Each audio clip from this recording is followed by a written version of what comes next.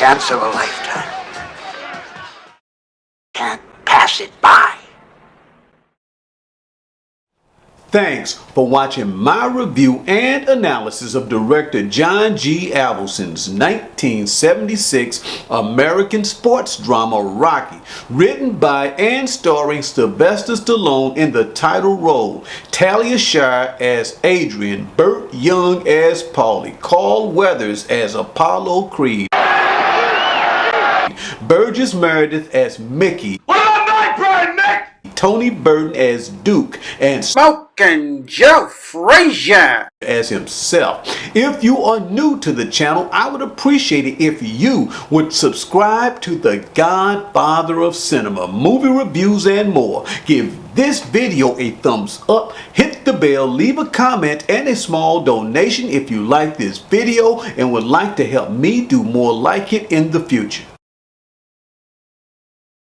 Life ain't all sunshine and rainbows. The scene is South Philadelphia, where a giant mural of Jesus Christ hovers over a boxing ring in a club called the Resurrection, and a boxing match in which Rocky Balboa knocks out Spider Rico, a loser like himself, for $40.55. Not enough to retire on, but enough to die alone on. You guys could sing or dance, I wouldn't be doing this, you know? In a one-room apartment in an old run-down flat in which a picture of a small boy, a young boxer posing in his prime, and a picture of Rocky Marciano are taped on the side of a mirror. In it, Rocky's face is covered with bruises and cuts from his many battles over the years with life. It will beat you to your knees. All of which he lost. He wasn't supposed to turn out this way.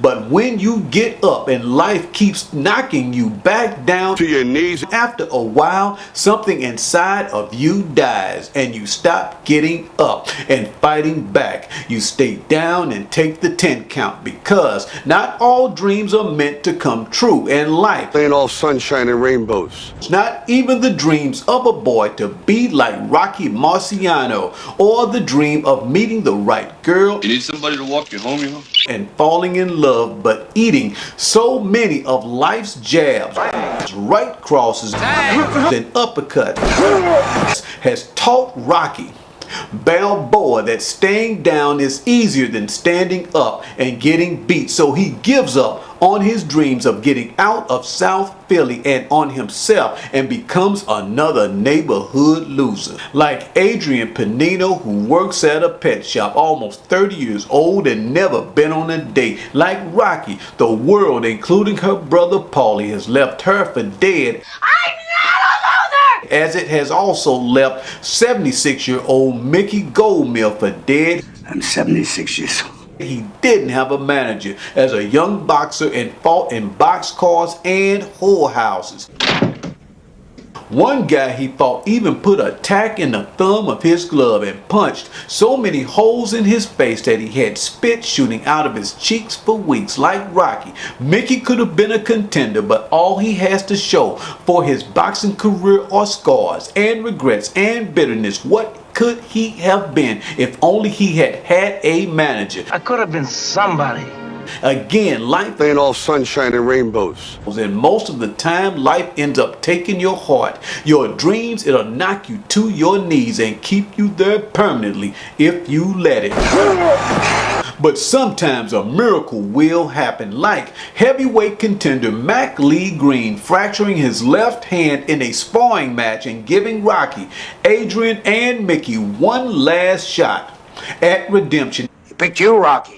And life, which takes on the form of a man, heavyweight boxing champion Apollo Creed, who has to rush to find another fighter to replace Mac Lee Green on short notice, but no fighters are available on such short notice, so Creed comes up with a promotional gimmick. The media will eat it up. To give a lily white underdog the opportunity to fight him, a black man, on America's bicentennial, 1976. I want you! This underdog happens to be Rocky Balboa, The Italian Stallion.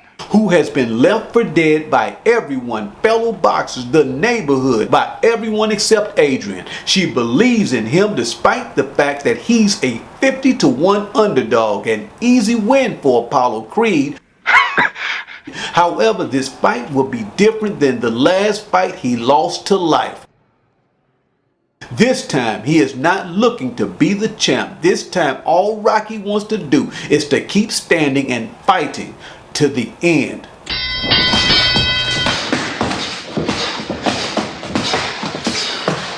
Rocky is about an underdog beating the odds and surviving the disappointments of life. When we lose a job, someone we thought would always be there for us, our dreams, the prime of our lives, we get back up and keep fighting. We survive. That's how winning is done. And in this film, life has defeated Rocky, who no longer believes in himself and works as a collector and leg breaker for a loan shark to make a living. Rocky is dead. Hence the name of the boxing club in the film's opening scene, The Resurrection, that foreshadows a second chance and his eventual rebirth when he gets a shot to box for the world heavyweight title from champion Apollo Creed. I want you! Who is the film's personification of life, which has broken many men like Rocky Balboa, who gets a chance to climb up out of the gutter, as Adrian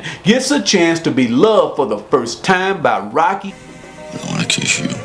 And as Mickey Goldmill gets a chance to box for the World Heavyweight Championship vicariously through Rocky Balboa, who is given a choice when Creed knocks him down in the 14th round to either get back up and continue to take a beating or to stop. Down, stay down. A decision that will end the beating. The chance of losing love. His chance of finding love. The chance of being disappointed. The chance of being happy. And life struggles, as it costs no effort or pain at all to stay down and give up rather than standing up and taking a beating. Rocky's face is a lump of blood and scar tissue as his corner begs him to stay down and to stop fighting Apollo. This is life, telling him to give up, that he's too old, that time has passed him by, that it's never going to happen. Tomato. Yeah. To settle and be happy where he is, but he won't. When Rocky goes down in that 14th round by Creed, he knows that staying down is death and rising to his feet again is life. Rocky regains his footing and will to live. Apollo has broken all, but no one has ever gone the distance with him. Life can be brutal, but those who refuse to stay down and continue to fight on and on until the final bell, the bitter end, will eventually win.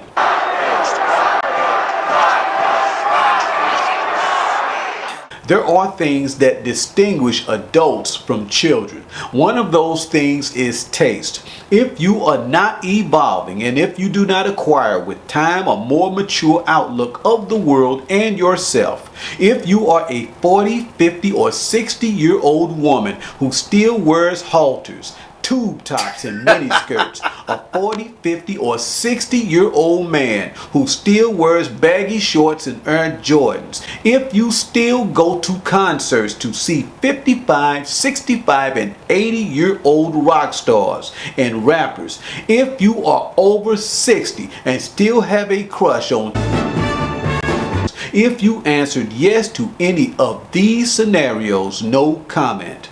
But I will say this, Rocky was my all-time favorite film when I was 12 years old. At that time, I couldn't name 10 films if my life depended on it. Decades and hundreds of quality films later, my all-time favorite film is still Rocky. What is it about this film that resonates as much with an unseasoned 12-year-old as it does with a man many years older? This film has soul. Mashed potatoes. There is something about Rocky that transcends age. All these years and this little film that was made with a budget under $1 million is still the ultimate underdog story that all underdog films since, with the exception of Darren Aronofsky's excellent 2009 film The Wrestler, have failed to duplicate. Rocky also happens to be the most iconic sports film whose formula has inspired just about every sports film since in some way, shape, or form. Rocky is not cerebral like The Godfather, it's not dark like Raging Bull, or psychological like Taxi Driver, You talking to me?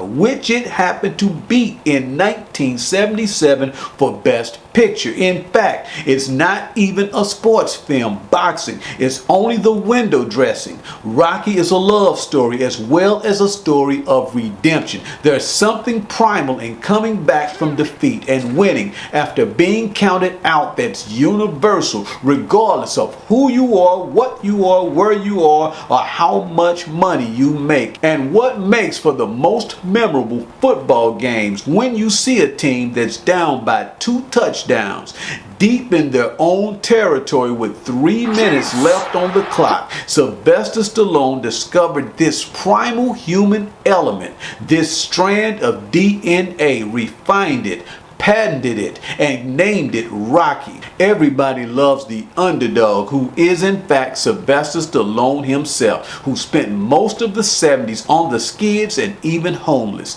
Things became so desperate that he had to sell his bull mastiff for $40 outside of a 7-Eleven to feed himself. But following the success of Rocky, he tracked down the individual he sold the dog to and bought it back for $15,000. He did menial jobs like one at the Central Park Zoo, in which lions would pee on him when he cleaned their cages. The ultimate method acting performance in Rocky, Sylvester Stallone really just played himself, which accounts for the Best Actor nomination he received in 1977, as well as a nomination for the film script, which I read for this review and can say that it captures the feeling you get from watching the film perfectly. Besides his performance, those of all of the actors in this film, from Burt Young's Paulie, Burgess Meredith's Mickey Goldmill,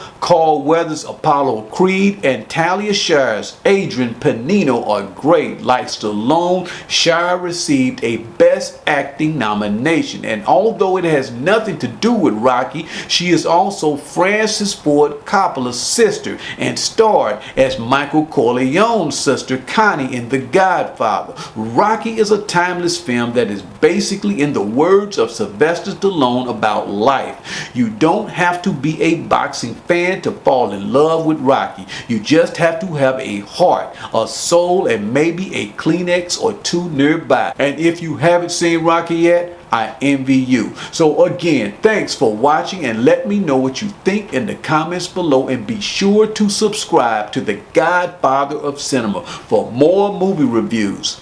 Until next time.